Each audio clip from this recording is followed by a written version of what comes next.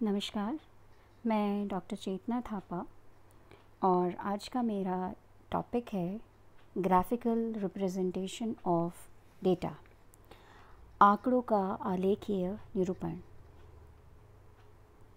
सबसे पहले हम इसमें बात करते हैं organisation and grouping of data, आंकड़ों का व्यवस्थीकरण। एक उदाहरण से शुरुआत करते हैं। मान लीजिए आपके विद्यालय में आपके एनुअल स्पोर्ट्स प्रोग्राम हो रहा है और उसमें एक इवेंट है कोई लॉन्ग जंप का, और लड़कियों की पार्टिसिपेशन है और उसमें कुल 15 स्टूडेंट्स हैं पार्टिसिपेट करते हुए लॉन्ग जंप के इवेंट में। हर एक स्टूडेंट को 3 चांसेस मिलते हैं और हर एक बच्चा पहले फर्स्ट चांस को अटेम्प्ट करेगा, उसके बाद दोबारा से रिपीटेशन होंगे। वो 15 लड़कियां दोबारा से सेकेंड जो अटेम्प्ट है उसको करेंगी और फिर उसके बाद थर्ड चांस जो उनको मिलता है तो दोबारा से वो थर्ड अटेम्प्ट करेंगे। अब विद्यालय में एक टीचर है, उनको ये रिस्पॉन्सिबिलिटी दी गई कि वह हर एक बच्चे की जितनी भी अटेम्प्ट्स हैं उनकी स्कोरिंग वह करे। अब जो विद्यालय के जो टीचर थे उन्होंने कुछ इस तरह से स्कोरिंग करी।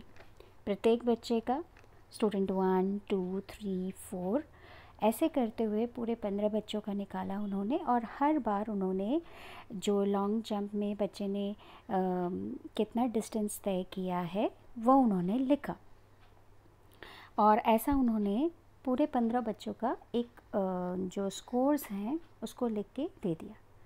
अब हम ऐसे स्कोर्स को अगर हम लोग देखेंगे तो कैसे हम लोग पता लगा पाएंगे कि कौन है उस कंपटीशन का विजेता? उत्तर ये हो सकता है कि जिसने सबसे ज़्यादा डिस्टेंस हर बार जंप किया है। लेकिन उसको निकालने के लिए हमें समय लगेगा। उन्होंने जो ये बच्चों का जो भी डेटा है उसको बहुत ही डिस्क्रीट वे से लिखा है, तो कहीं ना कहीं हमें ज़रूरत होती है कि इस डेटा को हम लोग ऑर्गेनाइज़ करें ताकि आसानी से कोई भी व्यक्ति उस डेटा को देखकर आसानी से उसको समझ सके, उसको इंटरप्रेट कर सके। एक और उदाहरण अगर मैं लेना चाहूँ तो मान लीजिए ये तो सिर्फ 15 लड़कियों का डेटा था, तो थोड़े समय लगने के बावजूद भी हम लोग इस प्रकार के डेटा को देखकर भी हम लोग निकाल सकते हैं कि किसने सबसे ज़्यादा स्कोर किया, कौन विनर है। लेकिन मान लीजिए हमारे पास में स्टूडेंट्स की संख्या बहुत ज़्यादा है ना, और उसमें कैसे करेंगे? तो एक उदाहरण के तौर पे मान लीजिए कोई एक शिक्षक है, उसके पास में 45 स्टूडेंट्स हैं और उन्होंने उनको स्कोरिंग दी है किसी टेस्ट में। अब जो स्कोर्स आए हैं बच्चों के, मान लीजिए 45 बच्चों के जो स्कोर्स हैं, अब उनको उन्होंने एक सीरियल में उन्होंने बांट दिया है। अब कितने बच्चों ने हाई स्कोर किया है, कितने बच्चों ने लो स्कोर किया है, इसको एक डिफ़िकल्टी होगी इसको आइडेंटिफाई करने के लिए। इसके लिए उनको वो जो भी मार्क्स हैं, जो स्कोर्स हैं, उनको कन्वर्ट करना पड़ेगा क्लासेस में।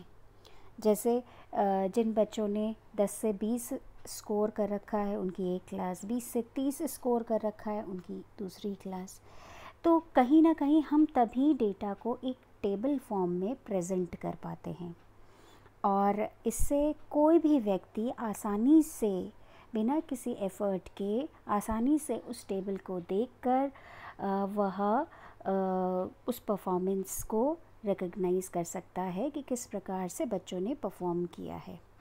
इसका मतलब है कि अगर हम लोग बात करें कि फ्रीक्वेंसी डिस्ट्रीब्यूशन, तो फ्रीक्वेंसी डिस्ट्रीब्यूशन का मतलब होता है द अरेंजमेंट ऑफ डेटा, जब हम डेटा को, आंकड़ों को एक टैबुलर फॉर्म में सीक्वेंस के साथ में लगाते हैं तो उसको फ्रीक्वेंसी डिस्ट्रीब्यूशन कहा जाता है।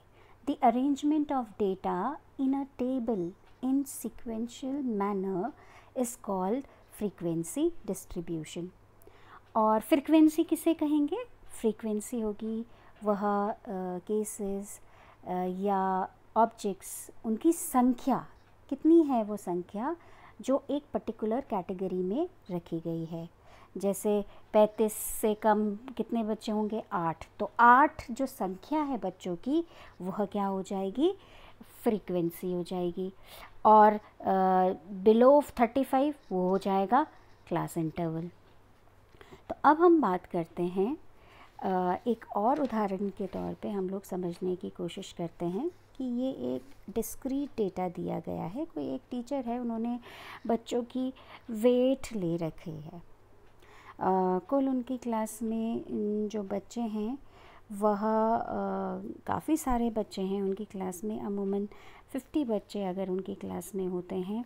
तो उन्होंने उनकी वेट्स वगैरह उन्होंने नापे हैं और फिर उसके बाद उन्होंने उसी को ही एक उसमें क्लास इंटरवल में डिस्ट्रीब्यूट किया है। जैसे अब आसानी से हम उनकी क्लास में उन बच्चों को चिन्हित कर सकते हैं जिनकी वेट जो हो वह 25 से 29 के बीच में कितने बच्चे हैं? वो 12 बच्चे हैं। और 30 to 34 के बीच में 31 बच्चे हैं। 35 से 39 के बच्चे बीच में 3 बच्चे हैं। और 40 to 44 के बीच में 2 बच्चे हैं। तो ये कुल उनकी क्लास की डिस्ट्रीब्यूशन है कि कितने बच्चे उनकी क्लास में हैं और उन बच्चों की वेट कितनी है।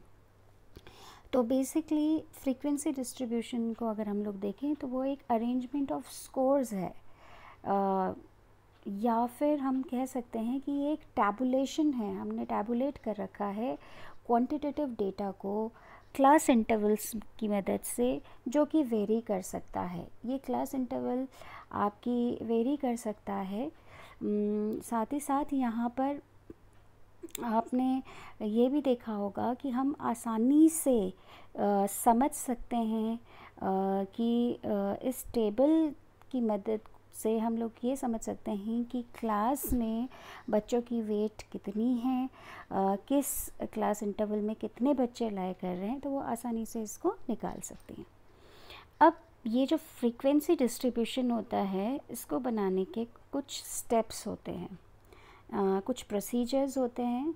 मान लीजिए कुछ बच्चे हैं जिनके क्लास में 30 बच्चे हैं, उनके क्लास में टेस्ट हुआ, उनके स्कोर्स दिए गए हैं। ये 30 बच्चे हैं, इनके अलग अलग स्कोर्स दिए गए हैं।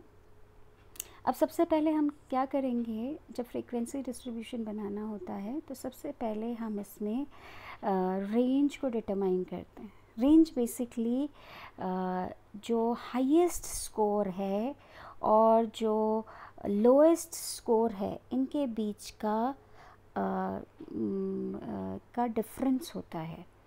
तो इसमें अगर हम लोग इन स्कोर्स को देखें, इन 30 बच्चों के स्कोर्स में, तो सबसे हाईएस्ट स्कोर जो है वो 48 है और सबसे लोएस्ट स्कोर जो कर रखा है वह 2 है। तो यहाँ पर रेंज कितना हो जाएगा? Highest score minus lowest score, that is 48 minus 2 is equal to 46। Second, अब हम डिटरमाइन करेंगे क्लास इंटरवल की साइज़। यहाँ क्लास इंटरवल की साइज़ होगी जितनी आपकी रेंज आई है। रेंज कितनी आई अभी हमने इससे पहले निकाला, दैट इज़ 46। और आपके क्लासेस आप कितना चाहते हैं?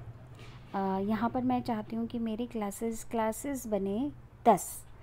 तो यहाँ पर जो क्लास इंटरवल की साइज़ होगी वो होगी range upon number of classes.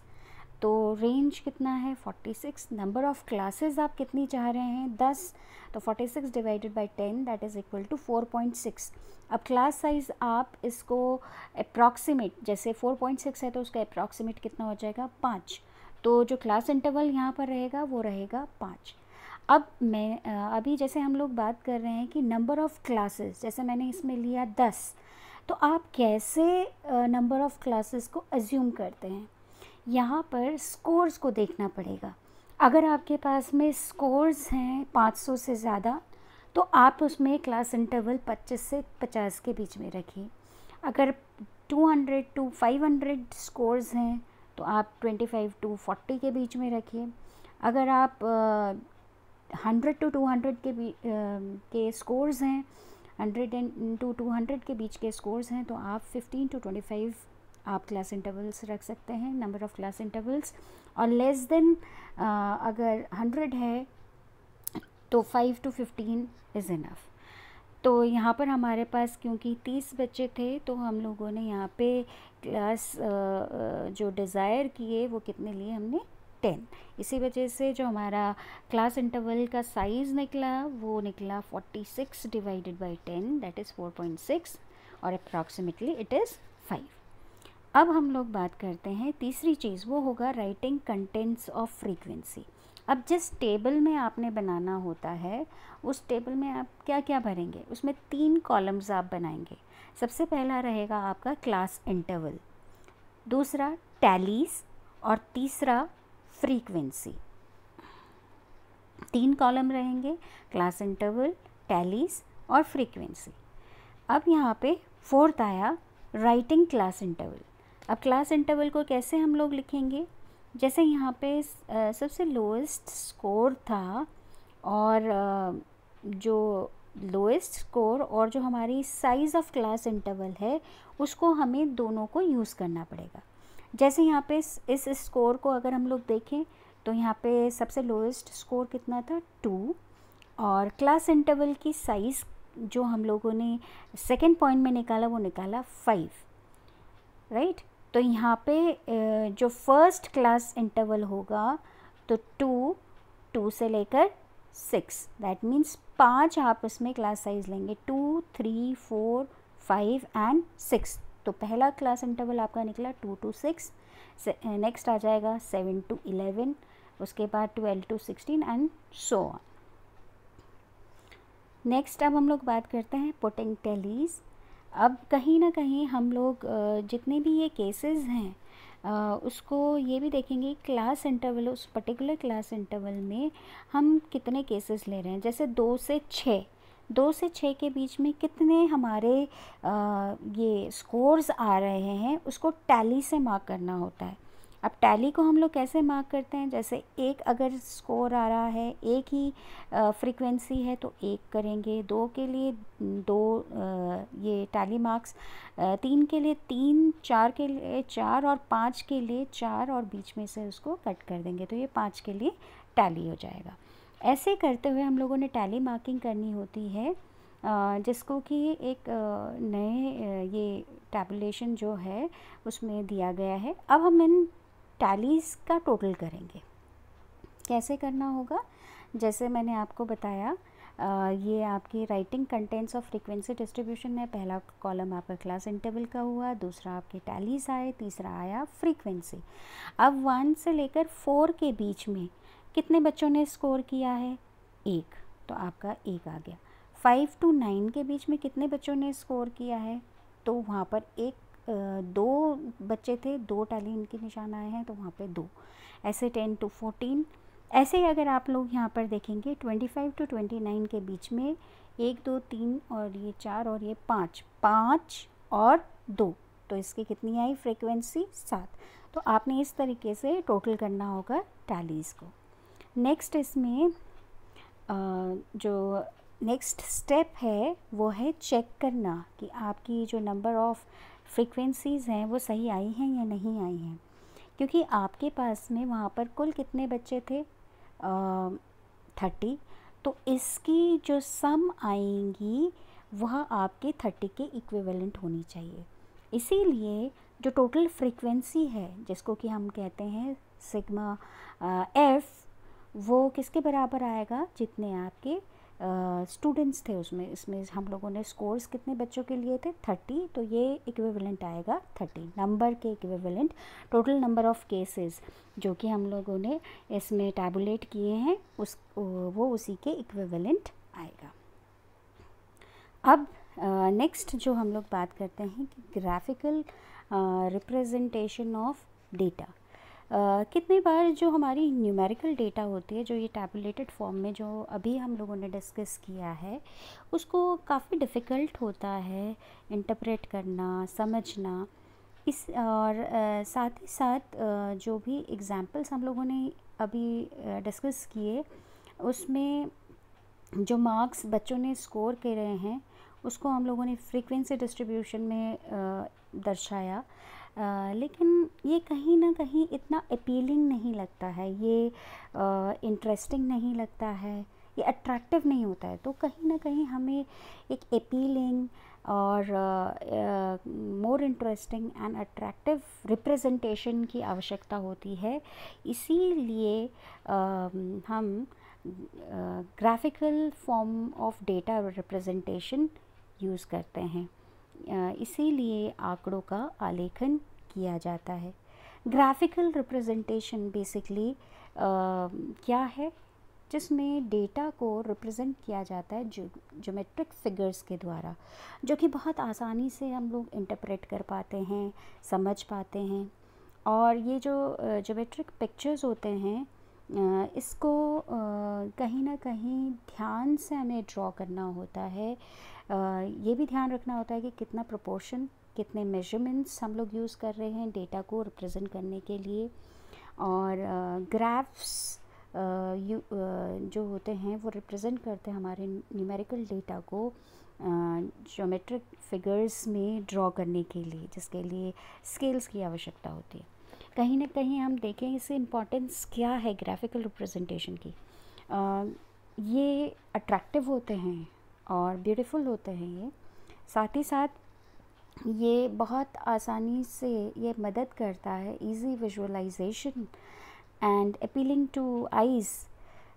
इसके अलावा जो ग्राफिकल रिप्रेजेंटेशन होती है ये फैसिलिटेट करता है trouble free interpretation and judgements. आप आसानी से इसमें जजमेंट्स दे पाते हैं। इसके अलावा ये एक birds eye view of entire data, मतलब आप ऊपर से सारी की सारी चीज़ें जो है वो उस डेटा को ओवरव्यू कर सकते हैं। इसके अलावा ये बहुत आसानी से कंस्ट्रक्ट भी किया जाता है। अब हम बात करते हैं नेक्स्ट ग्राफ्स और डायग्राम्स। ये दो शब्द अमूमन हम लोग यूज़ करते हैं। अब इन दोनों में डिफरेंसेस हैं। ग्राफ्स बेसिकली ये ग्राफ पेपर में कंस्ट्रक्ट किया जाता है, और डायग्राम्स ये आपके किसी भी नॉर्मल पेपर या प्लेन पेपर में कंस्ट्रक्ट किया जाएगा।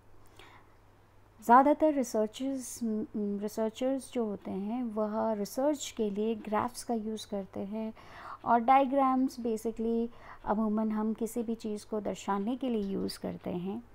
नेक्स्ट, इसमें आप कहीं ना कहीं जो ग्राफ्स होते हैं वह 2 एक्सिस में ही बनाए जाते हैं, और इसीलिए ये रिस्ट्रिक्टेड रहेगा। और यहाँ पर डायग्राम्स जो होते हैं ये ज़रूरी नहीं है कि किसी 2 एक्सेस में ही बनाए जाएं, इसलिए इसमें कोई भी रिस्ट्रिक्शन नहीं रहता उनके एम्स को कंप्लीट करने के लिए। साथ ही साथ क्योंकि इसके पास में डायमेंशंस नहीं होते हैं, 2 डायमेंशनल ही होता है ये, इसीलिए इसमें कोई भी चॉइसेस नहीं होती है। और यहाँ पर डायग्राम्स में हमारे पास बहुत सारे चॉइसेस रहते हैं क्योंकि ये बहुत इंडिपेंडेंट है। अब बात करते हैं कि कुछ जनरल प्रिंसिपल्स हैं जिसको हमें ध्यान में रखना होगा जब हम किसी ग्राफ को ड्रॉ करते हैं। जैसे सबसे पहला, ये इस चित्र के माध्यम से समझने की कोशिश कीजिए कि हम 2 परपेंडिकुलर लाइंस ड्रॉ करते हैं, और जहाँ पर ये दोनों लाइंस इंटरसेक्ट करती हैं उसको ओरिजिन कहा जाता है, और ये 0 से रिप्रेजेंट किया जाता है। तो इस पिक्चर में भी अगर आप देखें तो यहाँ पे ये जो दोनों लाइन जहाँ पर कट हो रही है वो पॉइंट ज़ीरो होगा, ये ओरिजिन पॉइंट है। सेकंड है, जो हॉरिजॉन्टल लाइन होती है वह एक्स एक्सिस कहलाई जाती है, और इसको हम बेस भी कहते हैं, एप्स के का भी कहते हैं। और दूसरा है इसमें जो वर्टिकल लाइन है वो उसको वाई एक्सिस कहते हैं। आप चित्र में भी देख रहे होंगे वाई लिखा गया है, और इसको ऑर्डिनेट कहते हैं। इसके अलावा जो ऑर्डिनेट और की जो ग्राफ की जो ऑर्डिनेट होती है वो लगभग 75% ऑफ बेस होना चाहिए। ये एक थंब रूल है, लेकिन इसको हम लोग डायलेट भी कर सकते हैं 60 to 80% तक। इसके अलावा जो ग्राफ है इसमें आपको 4 क्वाड्रेंट्स दिखेंगे, first, second, third and fourth. लेकिन हम एजुकेशनलिस्ट और साइकोलॉजिस्ट ज़्यादातर पहला क्वाड्रेंट, जिसमें कि प्लस प्लस हैं, उसको ही यूज़ करते हैं। और जो नेक्स्ट पिक्चर इसमें दिख रहा है उसमें एक ग्राफ भी शो किया गया है। तो ये बेसिक जनरल प्रिंसिपल्स हैं जब भी हम लोग एक ग्राफ को ड्रॉ करते हैं। अब बात करते हैं कि जब ग्राफिकल रिप्रेजेंटेशन किया जाता है डेटा का, वो किस प्रकार से। डेटा ये स्कोर्स के फॉर्म में हमें मिलते हैं, और 2 टाइप के हमारे स्कोर्स होते हैं। एक होता है अनग्रुप्ड और दूसरा है grouped data. Basically ungrouped data उसे कहेंगे जहाँ पर कि हमारे पास सीधे रॉ स्कोर्स हैं, और ग्रुप्ड डेटा उसे कहते हैं जहाँ पर कि हमने उन रॉ स्कोर्स को फ्रीक्वेंसी डिस्ट्रीब्यूशन क्लास इंटरवल्स में उसको चेंज किया है। जैसे अभी हम लोगों ने थोड़ी देर पहले भी डिस्कस किया, अगर सीधे डायरेक्ट हमारे पास रॉ स्कोर्स होते हैं तो वो अनग्रुप्ड डेटा रहेगा, और जो ग्रुप्ड डेटा है वो रहेगा जहाँ पर कि हम उसको टैबुलेटेड फॉर्म में यूज़ करते हैं, जिसमें क्लास इंटरवल्स का यूज़ किया जाएगा, जिसमें फ्रीक्वेंसीज़ निकाली जाती हैं, तो वह ग्रुप्ड डेटा रहेंगी। अब इन ग्रुप्ड डेटा और अनग्रुप्ड डेटा को अलग अलग तरीके से ग्राफिकली रिप्रेजेंट किया जाता है, जिसमें सबसे पहले अगर हम लोग ग्रुप्ड डेटा की बात करें, जैसे मैंने अभी आप लोगों को बताया ग्रुप्ड डेटा कौन से, जिसमें कि फ्रीक्वेंसीज़ ली जाती हैं। एक टैबुलर फॉर्म में आप फ्रीक्वेंसीज़ डिस्ट्रीब्यूशन को बनाते हैं। तो इसके लिए ग्रुप्ड डेटा में सबसे पहला हम लोग इस्तेमाल करते हैं हिस्टोग्राम या कॉलम डायग्राम। इसके अलावा फ्रीक्वेंसी पॉलीगन, इसके अलावा क्यूमुलेटिव फ्रीक्वेंसी ग्राफ एंड ओजिव। इसके अलावा अनग्रुप्ड डेटा, जिसमें कि हम कोई भी फ्रीक्वेंसीज़ नहीं ले रहे हैं, ये रिप्रेजेंट करेगा किसके थ्रू, पिक्टोरियल या पिक्टोग्राम के थ्रू। इसके अलावा बार ग्राफ या बार डायग्राम के थ्रू, सर्कल और पाई ग्राफ डायग्राम के थ्रू, एंड इसके अलावा लाइन ग्राफ। तो सबसे पहले अब हम बात करते हैं अनग्रुप्ड डेटा की। अनग्रुप्ड डेटा जिसमें हम फ्रीक्वेंसीज़ नहीं ले रहे हैं, इसमें सबसे पहले बात करते हैं पिक्टोरियल या पिक्टोग्राम की। अब पिक्टोरियल या पिक्टोग्राम, एक जो पिक्चर होता है, जो पिक्चर होता है वो 100 गुना बहुत मीनिंगफुल रहेगा जितना कि हम उसको वर्ड्स में लिखें या कहें, उससे ज़्यादा मीनिंगफुल रहता है जब हम पिक्चर्स का यूज़ करते हैं, क्योंकि कहीं ना कहीं पिक्चर्स के थ्रू हम अपने आइडियाज़ को कन्वे कर पाते हैं बहुत ही मीनिंगफुल वे में। तो इसीलिए पिक्टोरियल रिप्रेजेंटेशन का मतलब ये है जब हम डेटा को पिक्चर्स के थ्रू रिप्रेजेंट कर रहे हैं।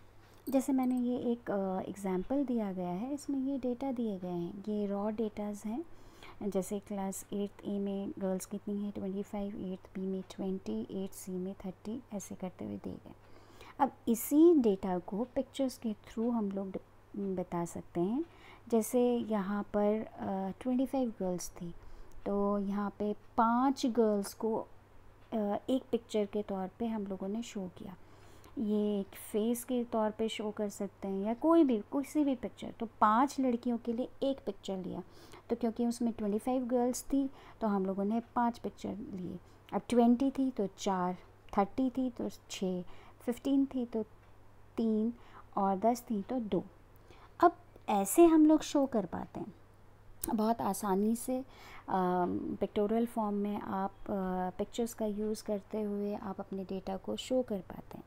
ये तो इनकी मेरिट्स हुई। डीमेरिट ये रहेंगे, मान लीजिए यहाँ पर तो जो डेटा लिया गया वो टेंटेटिवली आपके डिविजिबल बाय 5 हैं आपके, इसी वजह से आप आसानी से इसको नंबर ऑफ़ गर्ल्स को थ्रू पिक्चर्स, अगर मान लीजिए यहाँ 31 गर्ल्स होती तो 5 लड़कियों के लिए अगर हम लोग एक पिक्चर ले रहे हैं तो 1 को कैसे शो कर पाते। तो ये कहीं ना कहीं इसकी डीमेरिट होती है कि आप सारे डेटा को इस तरीके से आप शो नहीं कर पाते हैं।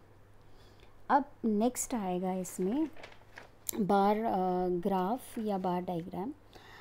बार्स बेसिकली ये रेक्टेंगुलर फॉर्म में सिमिलर विड्थ में हम बार ग्राफ में यूज़ करते हैं। जैसे मैं आपको एक शो कर देती हूँ इस पिक्चर में। सेम एग्ज़ाम्पल को हम लोगों ने लिया है। जैसे 8th ए में जो बच्चे हैं यहाँ पे कितने हैं 25, 8th बी में आपके पास 20 बच्चे हैं, 8th सी में 30, 8th डी में 15 एंड 8th ई में 10। तो ऐसे करते हुए इन लोगों ने इस जो डेटा है उसको शो किया है। इसके कुछ स्टेप्स होते हैं, जैसे आपने एक्स और वाई एक्सिस को सेलेक्ट करना होता है। इसके अलावा जो इंटरसेक्शन ऑफ जो दोनों लाइंस को इंटरसेक्शन किया जा रहा है वहाँ पर आप ज़ीरो मार्क करते क्योंकि वो ओरिजिन है। इसके अलावा आप यहाँ पर जो भी वैल्यूज़ होती हैं उसको एक्स और वाई एक्सिस पे आपने मार्क करनी होती है और उनके लिए बार्स के तौर पे इक्वल विड्थ की जो ये बार्स हैं उसको आपने ड्रॉ करना होता है। अब नेक्स्ट हम लोग इसमें बात करते हैं सर्कल और पाई डायग्राम। बेसिकली पाई डायग्राम या पाई ग्राफ, इसको हम सर्कल ग्राफ भी कहते हैं क्योंकि ये स्टैटिस्टिकल डेटा को सर्कुलर फॉर्म में रिप्रेजेंट करता है। आप इसमें कहीं ना कहीं वेटेज लेते हैं कि कितना प्रपोर्शन आपका डेटा का आप वहाँ पे शो कर रहे हैं, इसलिए यहाँ पे परसेंटेज को यूज़ किया जाता है जब भी हम पाई डायग्राम या सर्कुलर डायग्राम्स के थ्रू अपने डेटा को बताना चाहते हैं। जैसे यहाँ पर एक एग्ज़ाम्पल है कि ये भी आपके अनग्रुप्ड डेटा है। जैसे क्लास 10th में बच्चे हैं 16, इसके अलावा 9th में 29, 8th में 36, 7th में 13, 6th में 41 एंड कुल मिलाकर वहाँ पर जो क्लासेस हैं 6 to 10th वहाँ पे जो कुल मिलाकर बच्चों की संख्या है वो है 135। अब इसको परसेंटेज फॉर्म में हमें पहले निकालना होगा। जैसे मान लीजिए क्लास 10th की अगर हम लोग बात करते हैं तो वहाँ पे 16 बच्चे हैं, कितने में से, कुल कितने बच्चों में से, 135 बच्चों में से। अब जब हम लोग एक सर्कल को बनाते हैं तो सर्कल पूरा होता है 360 डिग्रीज़ का, इसीलिए अगर हम इसको परसेंटेज में निकालना चाहेंगे, जैसे क्लास 10th की अगर हम लोग बात करते हैं तो 16 बच्चे हैं, कितने में से, 135 बच्चों में से, और उसका हम निकालेंगे परसेंटेज इनटू 100। तो 16 divided by 135 into 100 that is equivalent to 11.85, या फिर हम इसको अप्रॉक्सीमेटली कितना 12% निकालेंगे। ऐसे ही आप 9th के क्लास के लिए 8th, 7th, 6th इन सभी क्लासेस का आप परसेंटेज निकालेंगे। अब इन परसेंटेजेस को आपने एक पाई फॉर्म में, पाई ग्राफ में या सर्कुलर फॉर्म में आपने बताना है। जैसे क्लास 10th की अभी हम लोगों ने बात करी, वो कितना परसेंटेज है 12, तो आपने इस 12 को इसमें शो करना होगा इस तरीके से। तो आप इसको परसेंटेजेस को आपने एंगुलर फॉर्म में, एक सर्कुलर एंगुलर फॉर्म में आपने इसमें डिपिक्ट करना होता है। अब नेक्स्ट अगर हम लोग बात करते हैं अनग्रुप्ड डेटा के लिए, वो है लाइन ग्राफ। यहाँ पर हम किसी भी दो वेरिएबल्स को के बीच में रिलेशनशिप बताने के लिए इस्तेमाल करते हैं इन ग्राफ्स को। जैसे यहाँ पर दिया गया है कि Monday, Tuesday, Wednesday, Thursday, Friday and Saturday the weekdays, इनमें कुल कितने बच्चे एब्सेंट रहे। तो ये हमारे पास ये अनग्रुप्ड डेटा दिया गया है। इसको अगर हम लोग रिप्रेजेंट करवाना चाहते हैं, जैसे मंडे में 2 बच्चे, ऐसे ट्यूसडे में 5, वेडनेसडे में 3, ऐसे सो एंड सो, इस तरीके से लाइन ग्राफ के थ्रू भी आप आसानी से इसको शो कर पाएंगे। अब बात करते हैं next, graphical representation of grouped data. वह डेटा जिसमें कि हम फ्रीक्वेंसीज़ का प्रयोग कर रहे हैं। इसमें सबसे प्रमुख आता है हिस्टोग्राम। हिस्टोग्राम एक तरीके से इसको यूज़ किया जाता है जब हम स्टैटिस्टिकल डेटा को क्लास इंटरवल में डिवाइड करते हैं। देखिए, एक तरीके से ये एक बार ग्राफ की तरह ही है, लेकिन बार ग्राफ होता है आपका अनग्रुप्ड डेटा में आप यूज़ करते हैं, और हिस्टोग्राम जो है वो ग्रुप्ड डेटा में इस्तेमाल किया जा रहा है। तो हिस्टोग्राम बेसिकली एक बार ग्राफ ही है जो कि फ्रीक्वेंसी डिस्ट्रीब्यूशन का है, जिसमें कि फ्रीक्वेंसीज़ को यूज़ किए जा रहे हैं। और ये मान लीजिए हमारे पास में ये ग्रुप्ड डेटा है, आपके पास में क्लास इंटरवल्स और ये फ्रीक्वेंसीज़ दी गई हैं। अब आप इसको क्लास लिमिट्स बनाएंगे और उसको आप लोगों ने हिस्टोग्राम के थ्रू शो कर रहे हैं। और बेसिकली हिस्टोग्राम्स कभी भी ओपन एंड क्लासेस के साथ नहीं बनाया जाता है। ओपन एंड क्लासेस मींस आप ये कह दें कि 34.5 एंड अबव, तो इसमें नहीं बनेगा। ना ही आप कह सकते हैं 4.5 एंड बिलो, इस तरीके ये ओपन एंडेड रहेंगे। इन क्लासेस को यूज़ नहीं किया जाता है जब भी हम हिस्टोग्राम बनाते हैं। Basically histogram is a form of a bar graph, लेकिन बार ग्राफ यूज़ किया जाता है, मैं दोबारा रिपीट कर रही हूँ, बार ग्राफ यूज़ किया जाता है अनग्रुप्ड डेटा के लिए और हिस्टोग्राम यूज़ किया जाता है ग्रुप्ड डेटा के लिए। अब नेक्स्ट बात करते हैं हम लोग frequency polygon. Frequency polygon basically एक लाइन ग्राफ है जो कि हमारी फ्रीक्वेंसी डिस्ट्रीब्यूशन को बताता है। अब यहाँ पर बहुत ही सिंपल तरीका है। यहाँ पे क्लास इंटरवल फ्रीक्वेंसीज़ दी गई हैं। हमने क्या करना होता है, आपने इस क्लास इंटरवल की मिड पॉइंट लेनी होती है। बेसिकली हम हिस्टोग्राम में भी बहुत आसानी से फ्रीक्वेंसी पॉलीगन बना सकते हैं, क्योंकि हम हिस्टोग्राम के ही मिड पॉइंट्स को लेकर और उन पॉइंट्स को अगर हम लोग जॉइन कर दें तो तभी भी फ्रीक्वेंसी पॉलीगन आसानी से बन सकता है। तो जो हिस्टोग्राम के मिड पॉइंट्स होते हैं, या फिर आप बोल सकते हैं जो क्लास इंटरवल्स हैं उनके मिड पॉइंट्स जो हैं, उसमें आपने इन फ्रीक्वेंसीज़ को मार्क कर देना होता है। तो इससे भी आपका बहुत आसानी से फ्रीक्वेंसी पॉलीगन कंस्ट्रक्ट हो जाता है। बेसिकली कुछ स्टेप्स होते हैं फ्रीक्वेंसी पॉलीगन को बनाने के लिए।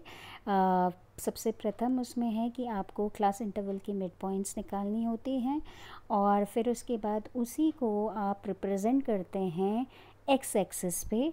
साथ ही साथ जो मिड पॉइंट की क्लास इंटरवल्स की जो मिड पॉइंट्स है उसको आपने, जैसे मैंने बताया है, उसको एक्स एक्सिस पे मार्क किया जाता है, और जो फ्रीक्वेंसीज़ हैं क्लास इंटरवल की उसको हम वाई एक्सिस पे मार्क करते हैं, और इन्हीं को ही प्लॉट करते हैं। इन मिड पॉइंट्स में हम उन फ्रीक्वेंसीज़ को प्लॉट करते हैं और आसानी से इस फ्रीक्वेंसी पॉलीगन को बना सकते हैं। अब नेक्स्ट आया cumulative frequency graph. Cumulative frequency में जो फ्रीक्वेंसीज़ होती हैं उसको ऐड करा जाता है। जैसे ये एक उदाहरण के तौर पे यहाँ पे क्लास इंटरवल दिया गया है, फ्रीक्वेंसीज़ दी गई हैं, और अब यहाँ पे हमने अपर लिमिट बना दी है फ्रीक्वेंसी की, दैट इज़ 34.5। यहाँ पे आ जाएगा 29.5, 24.5, 19.5, 14.5 और ऐसे ही 9.5।